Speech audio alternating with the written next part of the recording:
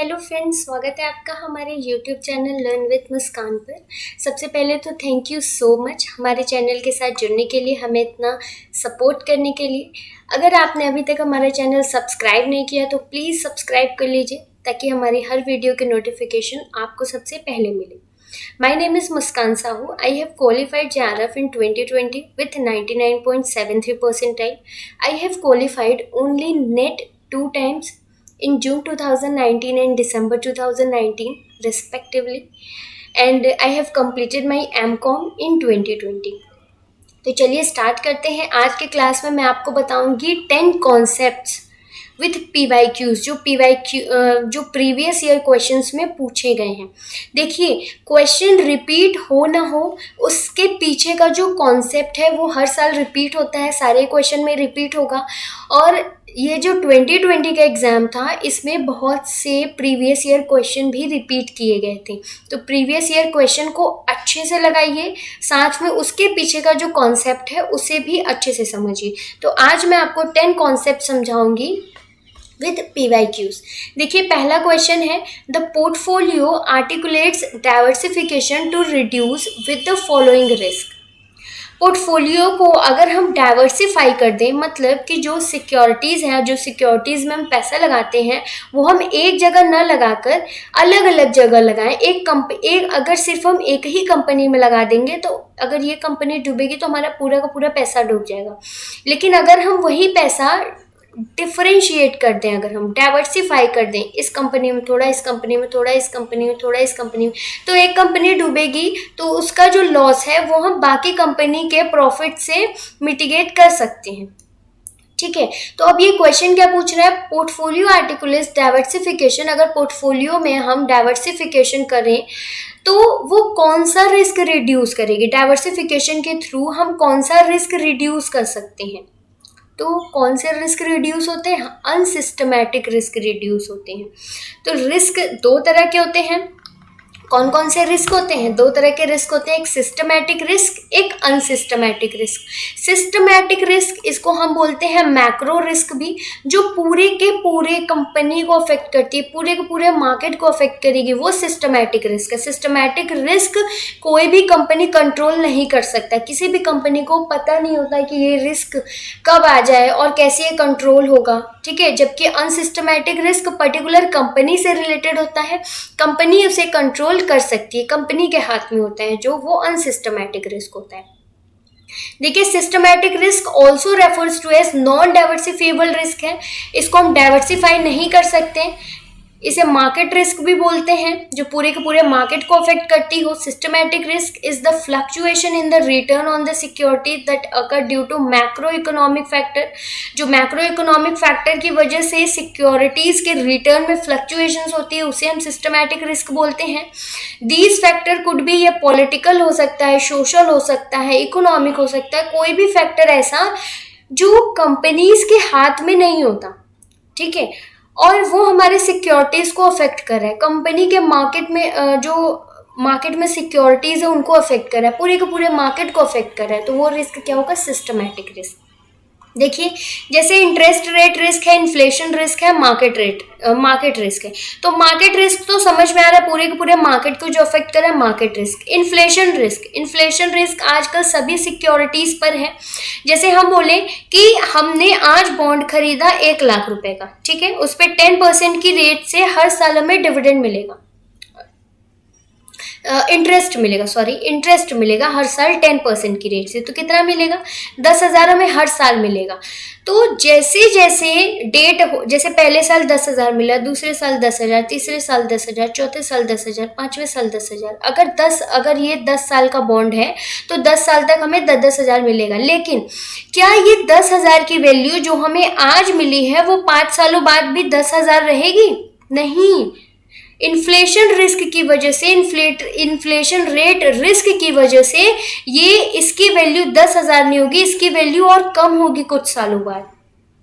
इसे ही बोलते हैं इन्फ्लेशन रिस्क, जो इन्फ्लेशन की वजह से अराइज होता है। इन्फ्लेशन क्या होता है, जब मार्केट में मनी की सप्लाई ज़्यादा हो जाए, जिसके वजह से मनी की मार्केट वैल्यू कम हो जाए, मनी की परचेजिंग पावर कम हो जाए, मनी की वैल्यू कम हो जाए।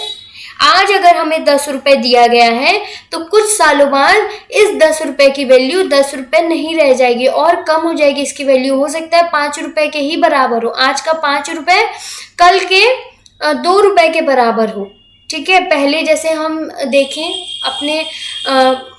अपने मम्मी पापा के ज़माने में देखें तो पहले आना चलता था, पैसा चलता था। आज क्या चलता है? आज रुपए चलता है। आज 100 रुपए 500 रुपए की कोई वैल्यू नहीं है। ठीक है, किस वजह से? इन्फ्लेशन रिस्क की वजह से।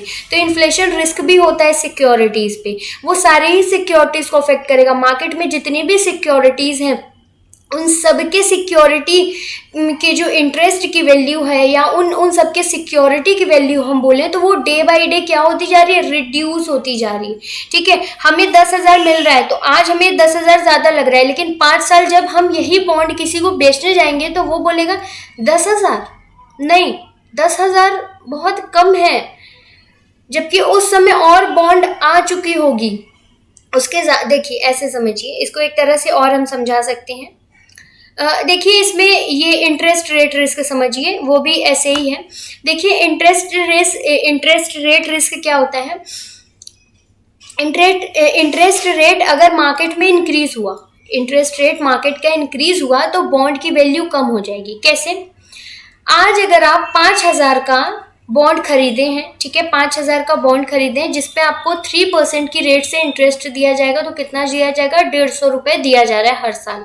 ठीक, अब कुछ सालों बाद मार्केट में एक नई कंपनी ने नया बॉन्ड इशू किया 5,000 रुपये का ही, और वो दे रही है कितना इंटरेस्ट? 4%, 200 रुपये पर ईयर। तो इस बॉन्ड की वैल्यू मार्केट में क्या हो गई? कम हो गई। किसकी वजह से? इस इंटरेस्ट के इंक्रीज होने की वजह से। तो इस इंटरेस्ट रेट के इंक्रीज होने की वजह से इस बॉन्ड की वैल्यू कम हो गई। और अगर हम बोले कि नई कंपनी आई 5,000 का बॉन्ड इशू किया नया, और उस पर वो इंटरेस्ट रेट दे रही है 2.5%, तो 125 रुपये ही दे रही है।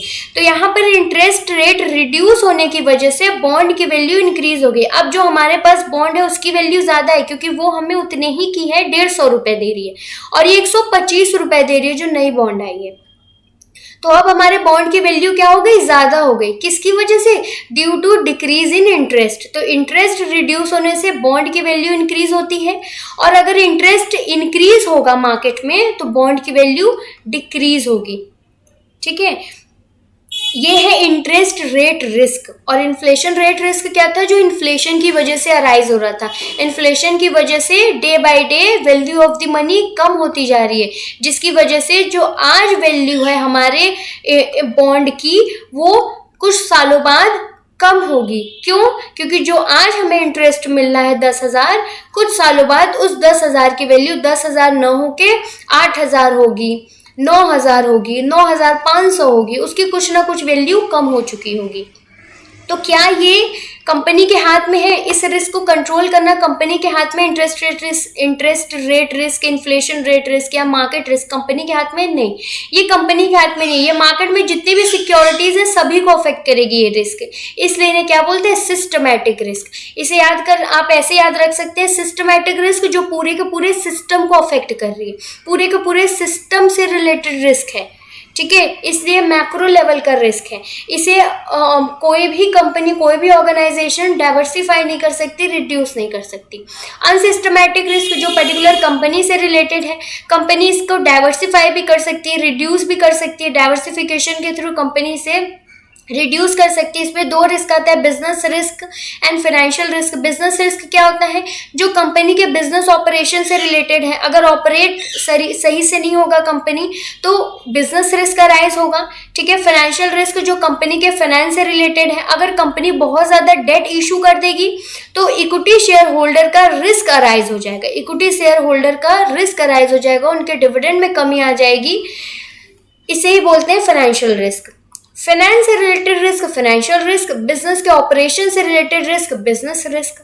फाइनेंशियल रिस्क रिलेट होता है इक्विटी शेयर होल्डर के रिस्क से। जैसे जैसे हम डेट इंक्रीज करते जाते हैं वैसे वैसे इक्विटी शेयर होल्डर का रिस्क इंक्रीज हो जाता है, उसे हम बोलते हैं फाइनेंशियल रिस्क। देखिए नेक्स्ट क्वेश्चन क्या है, given below are the two statement, यहाँ पर टू स्टेटमेंट दिया हुआ है, असर्शन एंड रीजन। असर्शन और रीजन को सॉल्व करने का तरीका ये होता है कि पहले ये देखिए असर्शन एंड रीजन क्या दोनों करेक्ट है। अगर दोनों करेक्ट है तो फिर देखिए इन दोनों में क्या कोई लिंक है।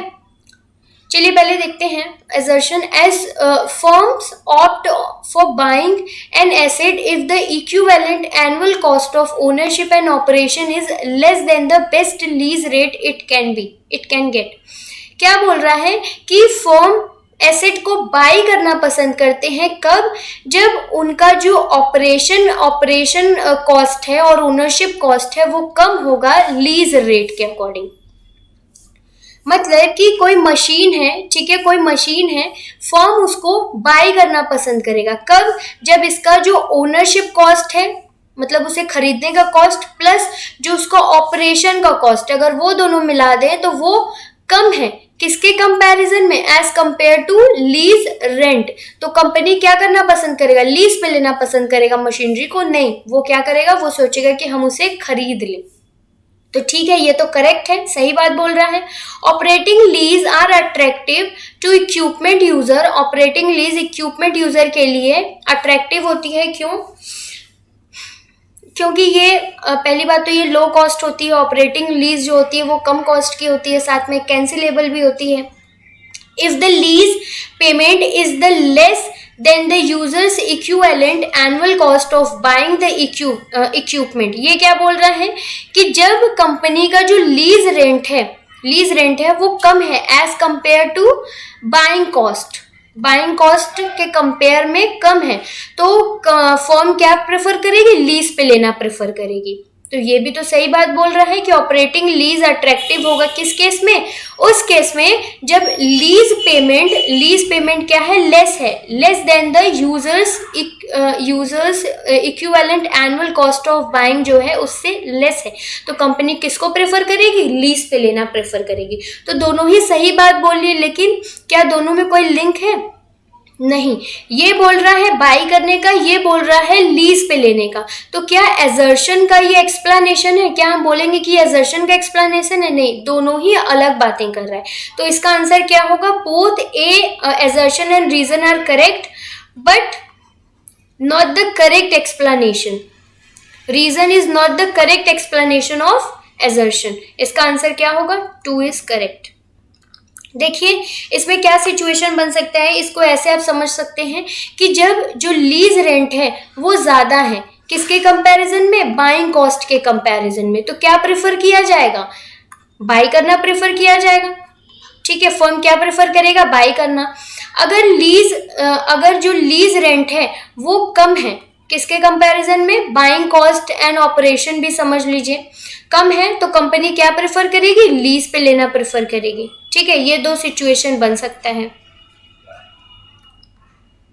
Next question, third, who coined the term collective bargaining? Collective bargaining किसने दिया है? कलेक्टिव बार्गेनिंग सिडनी बैट्रिक वेब ने दिया है। कलेक्टिव बार्गेनिंग क्या होता है? बार्गेनिंग, जैसे हम कोई सामान लेने जाते हैं तो हम बार्गेनिंग करते हैं कि नहीं? हम बोलेंगे नहीं 10 रुपए, वो बोलेगा नहीं 2 रुपए, नहीं 15 रुपए। फिर कुछ ना कुछ बार्गेनिंग करने के बाद हम इसके मिड महंगे हम बोलेंगे चलो 12 रुपए ले लो, तुम्हारी हमारी 12 रुपए। तो हम यहाँ पे क्या करें? हम बार्गेनिंग कर रहे हैं। तो कलेक्टिव बार्गेनिंग कहाँ होती है? कलेक्टिव बार्गेनिंग ऑर्गेनाइजेशंस में होती है, कंपनी में होती है। किसके बीच में? एम्प्लॉयर और एम्प्लॉय के बीच में होती है। किससे रिलेटेड? जॉब से रिलेटेड, उनके सैलरी से रिलेटेड, उनके बेनिफिट से रिलेटेड, उनके कंपनसेशन से रिलेटेड, उनके इंसेंटिव से रिलेटेड, उनके हॉलीडे से रिलेटेड, उससे रिलेटेड जो भी डिस्कशन होता है, जो भी बार्गेनिंग होता है, जो भी नेगोशिएशन होता है, उसे ही हम बोलते हैं कलेक्टिव बार्गेनिंग। देखिए कलेक्टिव बार्गेनिंग क्या है? Collective bargaining is the process of negotiating the term of employment between the employer and a group of worker. या तो एम्प्लॉयर एंड ग्रुप यूनियंस के बीच में हो, वर्कर यूनियन के बीच में हो, या ग्रुप ऑफ वर्कर्स के बीच में और एम्प्लॉयर के बीच में हो, तो उसे हम क्या बोलेंगे? Collective bargaining. Such as pay and working condition से रिलेटेड हो उनके, ठीक है। The process take place between the company management and labour union, labour union और कंपनी मैनेजमेंट के बीच में ये होता है बार्गेनिंग। अब देखिए, which one of the following is the correct sequence implied in the Indian contract act 1872 में करेक्ट सीक्वेंस इसका क्या दिया हुआ है। देखिए यहाँ पे हम आपको नोट्स दिए हैं। देखिए, ऑफर या प्रपोजल, ऑफर और प्रपोजल दोनों को सेम बोला गया है इंडियन कॉन्ट्रैक्ट एक्ट 1872 में। इसका सेक्शन है सेक्शन 2 सबसेक्शन ए में डिफाइन किया गया ऑफर और प्रपोजल को। प्लस एक्सेप्टेंस, अगर ऑफर या प्रपोजल एक्सेप्ट हो जाएगा तो उसे क्या बोलेंगे, प्रॉमिस बोलते हैं, ठीक है। ऑफर या प्रपोजल एक्सेप्ट होने के बाद उसे क्या बोलेंगे, प्रॉमिस। और प्रॉमिस किस सेक्शन में डिफाइन किया गया, section 2 subsection B of Indian contract act 1872 में। जब प्रॉमिस में कंसिडरेशन ऐड हो जाएगा तो उसे क्या बोलेंगे, एग्रीमेंट। कंसिडरेशन का सेक्शन है 2D और एग्रीमेंट का सेक्शन है सेक्शन 2E। जब उसमें लीगल ऑब्लिगेशन आ जाएगा, मतलब अब जो कॉन्ट्रैक्ट की पार्टी है वो लीगली बाउंड होगी, इसमें लॉ आ गया बीच में। अब अगर दोनों अपने ऑब्लिगेशन को फुलफिल नहीं करते हैं तो उनको कोर्ट में ले जाया जा सकता है। तो ये क्या बन गया, कॉन्ट्रैक्ट बन गया। और कॉन्ट्रैक्ट किस सेक्शन में डिफाइंड है, सेक्शन 2 सबसेक्शन H में। तो क्या है, सबसे पहले आएगा ऑफर, सबसे पहले ऑफर आएगा। ऑफर जब एक्सेप्ट हो जाएगा, देखिए सबसे पहले क्या आएगा, ऑफर। जब ऑफर एक्सेप्ट हो जाएगा तो वो प्रॉमिस बन जाएगा। प्रॉमिस में जब कंसिडरेशन जुड़ता है तो वो एग्रीमेंट बन जाता है। और एग्रीमेंट में जब लीगल ऑब्लिगेशन आती है या इन्फोर्सेबल बाय लॉ हो जाता है तो वो कॉन्ट्रैक्ट बन जाता है, एग्रीमेंट। तो इसमें आपको क्या बताना है, इसमें सीक्वेंस बताना है। तो सबसे पहले क्या आएगा, सबसे पहले आएगा ऑफर या प्रपोजल, ये 1 पे आएगा। फिर 2 पे आएगा आपका एक्सेप्टेंस, एक्सेप्ट होगा तो वो क्या बनेगा, प्रॉमिस बनेगा। प्रॉमिस बनने के बाद कंसिडरेशन आता है तो एग्रीमेंट बनता है। एग्रीमेंट के बाद वो क्या बनता है, कॉन्ट्रैक्ट बनता है। तो लास्ट वाला ऑप्शन करेक्ट होगा, A, E, C और D, B। देखिए, as Carroll model the 4 level of corporate social responsibility. Carroll का जो मॉडल था कॉर्पोरेट सोशल रिस्पॉन्सिबिलिटी का, उसमें उन्होंने कौन से 4 लेवल्स बताए थे, फिलियंथ्रोपिक, इकोनॉमिक, लीगल एंड एथिकल। आइए देखते हैं ये क्या है कैरोल का मॉडल। ये देखिए कैरोल का पिरामिड मॉडल है। कॉर्पोरेट सोशल रिस्पॉन्सिबिलिटी मॉडल दिया था उन्होंने बोला कि कॉर्पोरेट सोशल रिस्पॉन्सिबिलिटी अगर हमें फॉलो करनी है, अगर हमें अपने सोसाइटी के लिए कुछ करना है तो ये प्रोसेस में करना होगा। सबसे पहले तो कंपनी का फोकस किस पे होना चाहिए, इकोनॉमिक रिस्पॉन्सिबिलिटी। सबसे पहले कंपनी का फोकस होना चाहिए प्रॉफिट पे, कि हमारा जो कंपनी है वो प्रॉफिट अर्न करे। हमारा कंपनी क्या अर्न करे, प्रॉफिट। अगर प्रॉफिट नहीं अर्न करेगा तो वो सर्वाइव ही नहीं कर पाएगा। तो सबसे पहली चीज सर्वाइवल के लिए कंपनी को क्या करना होगा, कंपनी को प्रॉफिट पे फोकस करना होगा। तो सबसे पहले रिस्पॉन्सिबिलिटी आती है कंपनी की इकोनॉमिक रिस्पॉन्सिबिलिटी। उसके बाद जब इकोनॉमिक रिस्पॉन्सिबिलिटी फुलफिल हो जाएगी, कंपनी प्रॉफिट अर्न कर रही है, ठीक है, कंपनी अब सस्टेन रहेगी कुछ सालों तक, तो उसे हम बोलेंगे इकोनॉमिक रिस्पॉन्सिबिलिटी। अब इकोनॉमिक रिस्पॉन्सिबिलिटी फुलफिल हो गई तो वो क्या फुलफिल करेगी, लीगल रिस्पॉन्सिबिलिटी। लीगल रिस्पॉन्सिबिलिटी मतलब लॉ। कंपनी की इकोनॉमिक रिस्पॉन्सिबिलिटी फुलफिल होने के बाद वो किस पे फोकस करेगी, लॉ पे, लीगल ऑब्लिगेशन पे फोकस करेगी कि जितने भी लॉ हैं वो फुलफिल हो, ठीक है। कंपनी यहाँ पे कंपनी लीगल रिस्पॉन्सिबिलिटी फुलफिल करेगी अपनी। उसके बाद ethical responsibility, company ethical responsibility fulfil करेगी, मतलब जो भी कंपनी काम कर रही हो वो एथिकल हो, वो एथिक्स के अकॉर्डिंग हो, ठीक है। वैसे तो बहुत सारी चीजें हैं जो लॉ परमिशन देती है करने की, लेकिन एथिकली वो रॉन्ग होता है, नॉन एथिकल होता है। तो कंपनी को प्रॉफिट होना चाहिए सबसे पहली चीज। जब कंपनी को प्रॉफिट होने लगे, कंपनी इकोनॉमिक रिस्पॉन्सिबिलिटी फुलफिल कर ले, तो कंपनी का फोकस होना चाहिए लीगल रिस्पॉन्सिबिलिटी पे, कि जो भी लॉ है उसे फॉलो कर रही हो कंपनी। उसके बाद कंपनी का फोकस होना चाहिए एथिकल रिस्पॉन्सिबिलिटी पे, कि कंपनी जो काम करे वो राइट हो, फेयर हो। फिर उसके बाद कंपनी आएगी फिलैंथ्रोपिक रिस्पॉन्सिबिलिटी पे। यहाँ पे कंपनी कॉन्ट्रीब्यूट करेगी सोसाइटी को, to be a good corporate citizen and improve quality life of community. यहाँ पे वो फोकस करेगी सोसाइटी पे, सोसाइटी के लाइफ स्टाइल को इंक्रीज करने पे, ठीक है। अब यहाँ पे वो सोसाइटी को कुछ देगी। तो इस स्टेज पे पहुंचने से पहले, इस स्टेज पे पहुंचने से पहले कंपनी को इन 3 स्टेजों से होकर गुजरना पड़ेगा। यही है कैरोल का कॉर्पोरेट सोशल रिस्पॉन्सिबिलिटी मॉडल, कि अगर हमें अपने सोसाइटी को कुछ देना है, हमारी भी कुछ रिस्पॉन्सिबिलिटी है सोसाइटी के लिए, तो उसे हम इन 4 प्रोसेस के थ्रू, इन 4 रिस्पॉन्सिबिलिटी को फुलफिल करके कर सकते हैं। सबसे पहले इकोनॉमिक रिस्पॉन्सिबिलिटी, फिर लीगल, फिर एथिकल एंड फिर फिलैंथ्रोपिक रिस्पॉन्सिबिलिटी। 6 देखिए, यहाँ पर भी असर्शन रीजन दिया, तो पहले देख लेते हैं असर्शन रीजन करेक्ट है कि नहीं। अकॉर्डिंग टू द हसबर्ग के अकॉर्डिंग, हसबर्ग का कौन सा मॉडल था? टू फैक्टर थ्योरी है, हाइजीन फैक्टर और मोटिवेशनल फैक्टर। अगर आपने मेरी मोटिवेशनल थ्योरीज वाली वीडियो नहीं देखी है तो अभी जाइए, तुरंत देखिए। According to Herzberg, preventing or reducing dissatisfaction at the work is not the same as providing satisfaction। क्या बोल रहा है? डिससेटिस्फैक्शन को रिड्यूस करना सेटिस्फैक्शन प्रोवाइड करने के जैसा नहीं है, दोनों अलग अलग चीजें हैं। सही बात है, ये सही बोल रहा है। डिससेटिस्फैक्शन कम करना और सेटिस्फैक्शन लाना, ये दोनों अलग अलग बातें हैं। अभी हम आपको बताते हैं कैसे ये करेक्ट है। सेकंड देखते हैं reason, under the 2 factor theory. ठीक है, 2 फैक्टर थ्योरी हसबर्ग की थ्योरी की बात कर रहा है। Job satisfaction and dissatisfaction are the 2 different aspect of work motivation. ये क्या बोल रहा है? Job satisfaction and job dissatisfaction दोनों अलग अलग है। तो ठीक है, ये भी तो सेम बोल रहा है, ये भी सेम बोल रहा है, दोनों ही सही है, दोनों ही सेम बोल रहा है, ये दोनों रिलेट भी कर रहा है। तो इसका आंसर क्या हो जाएगा? Both assertion and reason are true and the reason is correct explanation of assertion. अब देखिए कैसे थ्योरी देखिए, जो हसबर्ग ने 2 फैक्टर थ्योरी दी थी उसमें उन्होंने मोटिवेशनल फैक्टर बताया और हाइजीन फैक्टर बताया। हाइजीन फैक्टर एग्जाम्पल ले लीजिए, सैलरी। अगर सैलरी हम किसी एम्प्लॉय को दें तो एम्प्लॉय क्या होगा? डिससेटिस्फाई नहीं होगा। हम डिससेटिस्फैक्शन को रिड्यूस कर देंगे, ठीक है, डिससेटिस्फाई नहीं होगा। लेकिन अगर हम उसे इंसेंटिव भी दें, मोटिवेशनल फैक्टर इंसेंटिव, अगर हम उसे इंसेंटिव दे रहे हैं, ठीक है, तो वो क्या होगा? सेटिस्फाई होगा। हम उसके सेटिस्फैक्शन को इंक्रीज करेंगे। तो हाइजीन फैक्टर क्या करता है? डिससेटिस्फैक्शन को रिड्यूस करता है। अगर हम किसी को सैलरी दे रहे हैं तो वो डिससेटिस्फाई नहीं होगा, ये तो हम इंश्योर कर सकते हैं। सेटिस्फाई कब होगा? जब हम उसे इंसेंटिव देंगे, बेनिफिट्स देंगे, तब वो सेटिस्फाई होगा। तो देखिए, job satisfaction, job dissatisfaction. Job dissatisfaction किससे इन्फ्लुएंस होता है? हाइजीन फैक्टर से, जबकि जॉब सेटिस्फैक्शन मोटिवेशनल फैक्टर से इन्फ्लुएंस होता है। मोटिवेशनल फैक्टर क्या इंप्रूव करता है? जॉब सेटिस्फैक्शन को इंक्रीज करता है, जबकि हाइजीन फैक्टर क्या करता है? जॉब डिससेटिस्फैक्शन को रिड्यूस करता है। तो job dissatisfaction and job satisfaction दोनों अलग अलग चीजें हैं, ठीक है, दोनों अलग अलग चीजें। हाइजीन फैक्टर का काम क्या है? डिससेटिस्फैक्शन को रिड्यूस करना। अगर हम किसी को अच्छा इन्वायरमेंट दे रहे हैं, अच्छा खासा हम उसे टाइम टाइम पे वेजेस दे रहे हैं, सुपरवाइज कर रहे हैं टाइम टाइम पे उन्हें, तो वो क्या डिससेटिस्फाई नहीं होंगे। इसका मतलब ये नहीं है कि उनकी सेटिस्फैक्शन इंक्रीज होगी।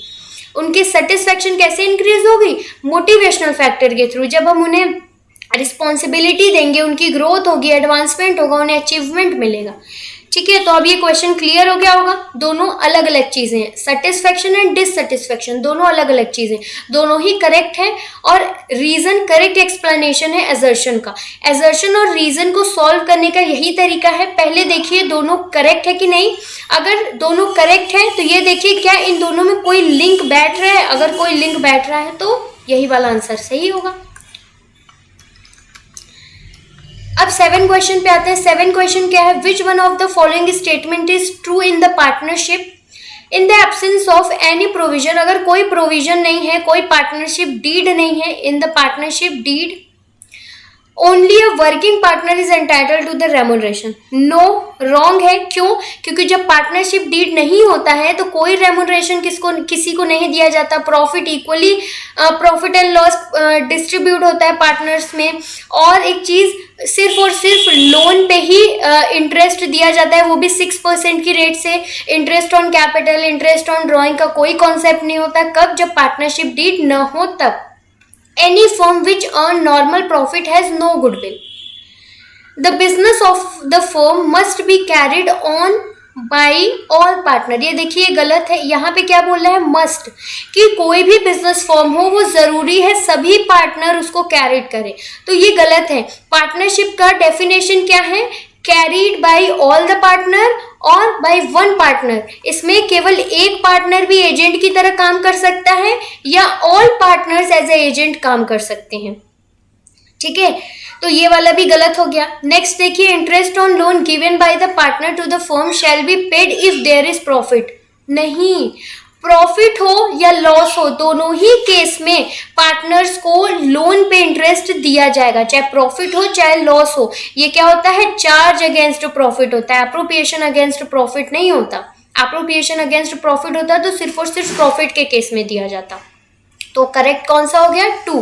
क्या बोल रहा है, any firm which earn normal profit has no goodwill. ठीक है, normal profit has no goodwill. Normal profit मतलब वो प्रॉफिट जो बाकी कंपनियां कमा रही है मार्केट में, अगर वही प्रॉफिट हमारी कंपनी भी कमा रही है, इसका मतलब हमारे कंपनी के पास कोई भी गुडविल नहीं है। अगर हमारी कंपनी बाकी कंपनियों से ज्यादा कमा रही है, मतलब सेम मार्केट में हम भी हैं दूसरी कंपनी भी है, ठीक है, ये जितना प्रॉफिट कमा रही है हम भी उतना ही प्रॉफिट कमा रहे हैं, तो क्या गुडविल है हमारे कंपनी में? नहीं। अगर इसका जो प्रॉफिट है जो बाकी कंपनियां मार्केट में कमा रही हैं प्रॉफिट, उससे ज्यादा हमारी कंपनी कमा रही होती तो हम बोलते हैं कि हमारी कंपनी में गुडविल है, हमारी कंपनी की गुडविल है, जब नॉर्मल प्रॉफिट से ज्यादा कंपनी अर्न कर रही होती तो सेकेंड वाला करेक्ट है। नेक्स्ट देखिए 8, EPRG framework in international business. International business में EPRG फ्रेमवर्क है जो हम बोले कि कंपनी या ऑर्गेनाइजेशन का अलग अलग मॉडल रिप्रेजेंट करता है। Refers to ethnocentric, polycentric, regiocentric and geocentric. आइए देखिए ये है क्या EPRG मॉडल। देखिए EPRG model Wind Douglas and Perlmutter ने दिया है मिलकर। EPG दिया है पर्ल मटर ने, और जो इसमें R ऐड किया है वो वाइन डॉगलस ने ऐड किया है। इसको कैसे याद रख सकते हैं, वाइंड मतलब क्या होती है, हवा। हवा को इंग्लिश में क्या बोलते हैं, एयर, लास्ट में र आ रहा है ना, तो R किसने ऐड किया, वाइन डॉगलस ने, एंड EPG किसने दिया, पर्ल मटर ने। तो EPRG पूरा का पूरा फ्रेमवर्क अगर हम बोले किसने दिया तो वाइन डॉगलस एंड पर्ल मटर मिलके दिए हैं।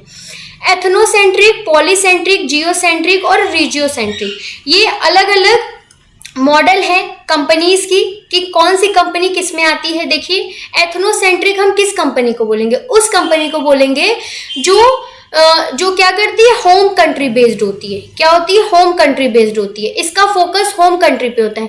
जो वो अपने कंट्री में बेच रही है जो प्रोडक्ट, वही वो डिफरेंट कंट्रीज में भी बेचेगी, तो उसे हम क्या बोलेंगे, एथनोसेंट्रिक।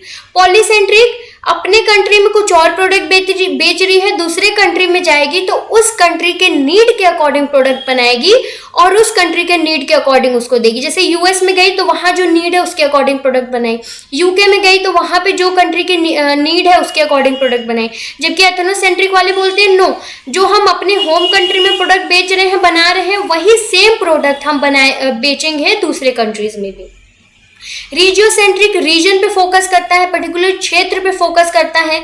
ये या तो कल्चर फैक्टर पे फोकस करे, इकोनॉमिक या पॉलिटिकल पे फोकस करे, ये पर्टिकुलर रीजन को लेके चलता है कि इस पर्टिकुलर रीजन की क्या नीड है, उसके अकॉर्डिंग वो प्रोडक्ट बनाता है। हर रीजन पे फोकस करेगा, रीजन वाइज फोकस करेगा। जियोसेंट्रिक ग्लोबल है, इन सबसे बड़ा ग्लोबल मार्केट जो है, जो ग्लोबल कंपनीज है, ठीक है, ये ग्लोबली कस्टमर को टारगेट करती है। बहुत बड़े यहाँ बोले कि बहुत ज्यादा कंट्रीज में जो अपना बिजनेस करती हैं उन्हें बोलते हैं जियोसेंट्रिक। एथनोसेंट्रिक बहुत गिने चुने 1-2, क्योंकि जाहिर सी बात है जो हम होम कंट्री में बना रहे हैं और दूसरे कंट्रीज में बेचेंगे तो ज्यादा कंट्रीज तक हम नहीं पहुंच पाएंगे। पॉलीसेंट्रिक उनसे ज्यादा है क्योंकि ये पर्टिकुलर कंट्री के नीड पे फोकस करती है। जियोसेंट्रिक उससे भी बड़ा है क्योंकि ये पूरे के पूरे ग्लोबल कस्टमर को टारगेट करती है कि ऐसा कौन सा प्रोडक्ट है जो पूरे के पूरे ग्लोबली हम सप्लाई कर सकते हैं, उस पे फोकस करती है, ये वो जियोसेंट्रिक में आती है। देखिए ethnocentric do not adopt their product to the need and want of other countries where they have operation, ठीक है, ये अदर कंट्रीज के नीड पे फोकस नहीं करती। पॉलीसेंट्रिक, पॉली मतलब होता है मैनी, मैनी कंट्रीज पे फोकस होता है इनका। Equal importance to every country's domestic market, believe in uniqueness of every market. Regiocentric, particular region पे फोकस करते हैं। Geocentric, the main idea is to target global customers who have similar taste to borrow from every country what is best. ये देखता है कि किस country में क्या बेस्ट है। ये पूरे के पूरे ग्लोबल पे फोकस करता है, ठीक है, पूरे के पूरे ग्लोब पे फोकस करता है जो कंपनी, वो आता है जियोसेंट्रिक में। देखिए एथनोसेंट्रिक को क्या बोलते हैं, home country oriented. Home country oriented, या तो वो होम कंट्री में ही अपने प्रोडक्ट सेल करेंगे, और अगर सेल भी करेंगे दूसरे कंट्रीज में तो जो प्रोडक्ट अपने कंट्री में सेल कर रहे हैं सेम प्रोडक्ट वो अदर कंट्रीज में भी सेल करेंगे। Polycentric, host country oriented, host country other countries के अकॉर्डिंग, नीड के अकॉर्डिंग वो प्रोडक्ट बनाएंगे और सेल करेंगे। रीजियोसेंट्रिक, रीजनल ओरिएंटेड है, पर्टिकुलर रीजन पे फोकस करेगा। जियोसेंट्रिक और वर्ल्ड ओरिएंटेड, पूरे के पूरे वर्ल्ड पे फोकस करेगा ये, ठीक है, कुछ कंट्रीज पे नहीं, पूरे के पूरे वर्ल्ड पे फोकस करेगा, तो उसे हम क्या बोलेंगे, जियोसेंट्रिक। तो अब देखिए कौन सी कंपनी किस फ्रेमवर्क में आती है, किस मॉडल में आती है। नेक्स्ट देखिए क्या है, the going concern concept is underlying the basic. Going concern concept किसकी बात बोलता है कि बिजनेस हमारा लंबे समय तक चलता रहेगा, ठीक है, बिजनेस हमारा लंबे समय तक चलता रहेगा। तो उसके अकॉर्डिंग देखिए कौन सा ऑप्शन है, disclosing the market value of the security. Next देखिए, consolidating the accounts of subsidiary companies with those of the parent company, depreciating fixed asset over their useful life. ये वाला करेक्ट है कि जब तक कंपनी रहेगी, जब तक एसेट है हमारे कंपनी में, तब तक हम डेप्रिशिएशन चार्ज कर रहे हैं। तो ये क्या है, गोइंग कंसर्न कॉन्सेप्ट के बारे में बता रहे हैं हमें। देखिए आइए सारे के सारे कॉन्सेप्ट और कन्वेंशन एक बार रिवाइज कर लेते हैं फटाफट से। सबसे पहले तो हमें पता होना चाहिए अकाउंटिंग कॉन्सेप्ट और अकाउंटिंग कन्वेंशन में डिफरेंस क्या है। तो देखिए जो कॉन्सेप्ट्स हैं वो लाए गए हैं किस लिए, ट्रांसपेरेंसी के लिए, ताकि हमारे जो कंपनीज हैं उनके अंदर ट्रांसपेरेंसी रहे। पर्टिकुलर कंपनी का कंपैरिजन दूसरे कंपनी से किया जा सके। ऐसा ना हो कि यहाँ कुछ और फॉलो हो रहा है कोई कॉन्सेप्ट, दूसरे कंपनी का कुछ और कॉन्सेप्ट है, तो बहुत सारा बहुत सारा खोज पहुँच हो जाएगा कि कोई कुछ कॉन्सेप्ट फॉलो कर रहा है, कोई कुछ कॉन्सेप्ट फॉलो कर रहा है। तो इन सब में ट्रांसपेरेंसी होनी चाहिए। यूनिफॉर्मिटी लाने के लिए अकाउंटिंग कॉन्सेप्ट्स लाया गया, कुछ एक्सपर्ट्स मिलके अकाउंटिंग कॉन्सेप्ट्स लाए। कन्वेंशन क्या है, कन्वेंशन इसे हिंदी में बोलते हैं अवधारणा। क्या, अवधारणा बोलते हैं ना कि ये अवधारणा मतलब ये अवधारणा चली आ रही है कि ऐसे करना है, ये अवधारणा चली आ रही है।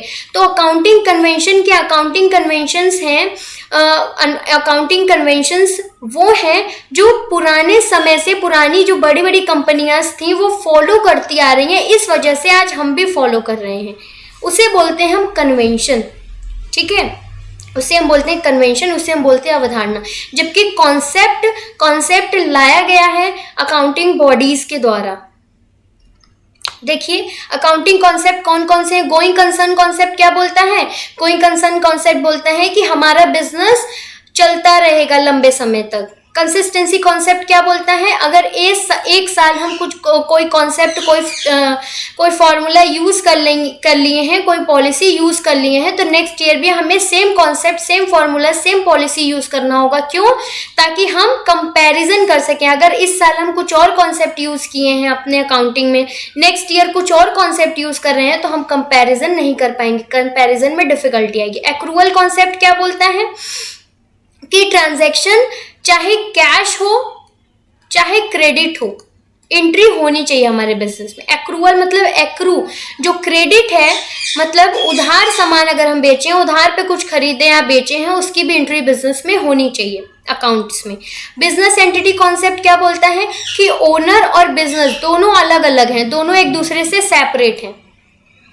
मनी मेजरमेंट कॉन्सेप्ट क्या बोलता है, सिर्फ और सिर्फ उन्हीं ट्रांजैक्शन की एंट्री हम करेंगे अपने बिजनेस में, अपने अकाउंट्स में, जिनको हम मनी में मेजर कर सके। जिन्हें हम मनी में मेजर नहीं कर सकते उनकी हम एंट्री नहीं करेंगे।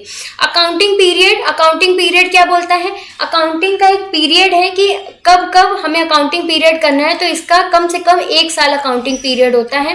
हिस्टोरिकल कॉस्ट बोलता है कि जो एसेट है वो जिस कॉस्ट पे खरीदे गए हैं उन्हीं पे रिकॉर्ड होने चाहिए। मैचिंग कॉन्सेप्ट क्या बोलता है कि जो पर्टिकुलर एक्सपेंस है, करेंट एक्सपेंस है, उससे रिलेटेड रेवेन्यू हमारे अकाउंट्स में होना चाहिए कि ये जो एक्सपेंस किया गया है वो किस रेवेन्यू के लिए किया गया है। Expense should be matched with the revenue. Dual aspect क्या बोलता है, कोई भी ट्रांजैक्शन होंगे उसके 2 पहलू होंगे, उसके डुअल एस्पेक्ट होंगे, एक डेबिट होगा एक क्रेडिट होगा। रेवेन्यू रिकॉग्निशन कॉन्सेप्ट क्या बोलता है, अगर रेवेन्यू रिकॉग्नाइज हो गई या हम बोले अगर उस रेवेन्यू को अर्न करने का लीगल राइट आ गया हमारे पास, तो हम उसे एंट्री में लिखेंगे, चाहे वो कैश हो चाहे वो क्रेडिट हो। ठीक है, recognise the revenue when sale is entered into. Sale हम कर दिए तो हमारे पास लीगल राइट आ गया उस रेवेन्यू को लेने का, उस पैसे को लेने का, तो हम उसे एंट्री में करेंगे। उसे ही क्या बोलते हैं, रेवेन्यू रिकॉग्निशन कॉन्सेप्ट। जबकि एक्रूवल क्या बोलता है, अगर क्रेडिट है तो एंट्री करिए, जो एक्रू है उसकी एंट्री होनी चाहिए क्योंकि वो भी ट्रांजैक्शन है हमारी। Transaction is recorded when it is entered into and not when settle take place. जरूरी नहीं कि जब कैश मिले तभी एंट्री करें, जब हम ट्रांजैक्शन किए तभी हमें एंट्री करनी है। वेरिफिएबल ऑब्जेक्ट क्या बोलता है, every record must have supportive evidence, कि जो भी एंट्री हम अपने अकाउंट्स में किए हैं उसका हमारे पास एविडेंस होना चाहिए, प्रूफ होना चाहिए। अब अकाउंटिंग कन्वेंशन कौन से हैं, 4 कन्वेंशन है। मेटर्निटी कॉन्सेप्ट क्या बोलता है, कंपनी के पॉइंट ऑफ व्यू से जो मटेरियल हो, जो अफेक्ट डाले कंपनी के ऊपर, वही ट्रांजेक्शन होने चाहिए। अब सोचिए 1 करोड़ की कंपनी है, 1 करोड़ की कंपनी, और उसमें हम एंट्री कर रहे हैं 10 रुपए का चाय, तो क्या ये मटेरियल है, क्या ये 10 रुपये अफेक्ट करेगा कंपनी को? नहीं। तो ऐसी एंट्रीज नहीं होनी चाहिए, वही एंट्री होनी चाहिए, उन्हीं एंट्रीज को अपने अकाउंट्स में, उन्हीं ट्रांजैक्शन की एंट्री करनी चाहिए अपने अकाउंट्स में जो मटेरियल हो कंपनी के पॉइंट ऑफ व्यू से।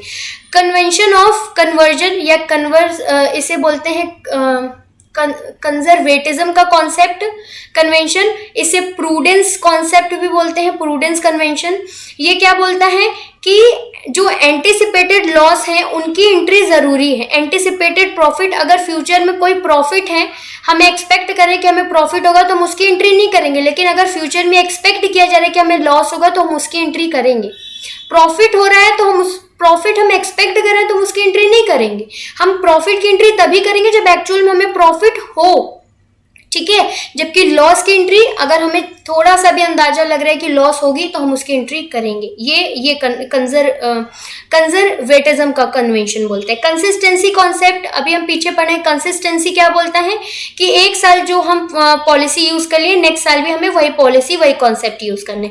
फुल डिस्क्लोजर कॉन्सेप्ट क्या बोलता है, हमारे अकाउंट्स जो हमारे ट्रांजेक्शन है उनको हमें फुल्ली डिस्क्लोज करना है, कुछ भी छुपाना नहीं है। ठीक है, सारे ही ट्रांजैक्शन की एंट्री करनी है हमें। तो ये था accounting convention and accounting concept. फटाफट से रिवाइज करा दिए। लास्ट क्वेश्चन है, last but not least, surcharge 10% is applicable by an individual where the total income exceed 50,000। Individual का इनकम 50 लाख से इंक्रीज होगा तो 10% का सरचार्ज लगता है। सरचार्ज किस पे कैलकुलेट होता है, tax on tax. Tax on tax, जो टैक्स कैलकुलेट हुआ है, जो टैक्स लायबिलिटी आई है उस पे ये सरचार्ज लगेगा 10%। सपोज कंपनी का जो इनकम है वो 50 लाख से ज्यादा है, लेकिन जो उसकी टैक्स लायबिलिटी है वो 1 लाख है, तो इस टैक्स लायबिलिटी पे 10% 10,000 सरचार्ज लगेगा। एक होता है सेस। सेस इस समय लग रहा है कितना 4 या 3% है, श्योर नहीं हूं मैं, नेक्स्ट वीडियो में आपको बताती हूँ, चेक करिएगा गूगल पे। सेस लगता है आपका टैक्स प्लस सरचार्ज वाले अमाउंट पे। मतलब ये 1 लाख का जो मेरा टैक्स लायबिलिटी बन रहा था और ये जो 10,000 का सरचार्ज मिला के 1,10,000 आया, उस पे जो भी सेस का परसेंटेज है वो इस पे कैलकुलेट होगा। तो सेस किस पे कैलकुलेट होता है, टैक्स प्लस सरचार्ज वाले अमाउंट पे, और सरचार्ज किस पे कैलकुलेट होता है, टैक्स पे कैलकुलेट होता है, टैक्स लायबिलिटी पे कैलकुलेट होता है। ये देखिए इंडिविजुअल का असेसमेंट ईयर 2021 बोले 21 या 22 बोले या 2021 बोले, दोनों के लिए सेम है। देखिए 50 लाख से ज्यादा, लेकिन 1 लाख तक 10% का सरचार्ज, सॉरी 50 लाख से ज़्यादा 1 करोड़ तक 10%, 1 करोड़ से 2 करोड़ के बीच में है इनकम तो 15%, 2 करोड़ से 5 करोड़ के बीच में है तो 25%, 5 करोड़ से 10 करोड़ के बीच में है तो 37%, 10 करोड़ के ऊपर है तो भी 37%। ये जो है ये आपका amendment act, financial amendment act में आया है 2020 में, ये पहले नहीं था। पहले सिर्फ ये 10%, 15% ही हुआ करता था। देखिए यहाँ पे सबका सरचार्ज है इंडिविजुअल के लिए ये 10%, 15% ही था पहले। ये देखिए 25 और 37 नया आया अमेंडमेंट फाइनेंशियल एक्ट में 2020 में। फर्म है अगर LLP है तो 1 करोड़ से कम है तो कोई सरचार्ज नहीं, 1 करोड़ के ऊपर है तो 12% देगा। अगर डोमेस्टिक कंपनी है तो 1 करोड़ के ऊपर, 1 करोड़ से 10 करोड़ के बीच में इनकम है तो 7%, 10 करोड़ से ऊपर है तो 12%। फॉरेन कंपनी है तो फॉरेन कंपनी के केस में 1 करोड़ से 10 करोड़ के बीच में है तो 2% और 10 करोड़ से ज़्यादा है तो 5%। ये देखिए सेस आपका 3% है, 2% प्लस 1% मिला के 3% सरचार्ज लगता है। वो भी किस पे लगता है? टैक्स प्लस सरचार्ज वाले अमाउंट पे सेस कैलकुलेट होता है।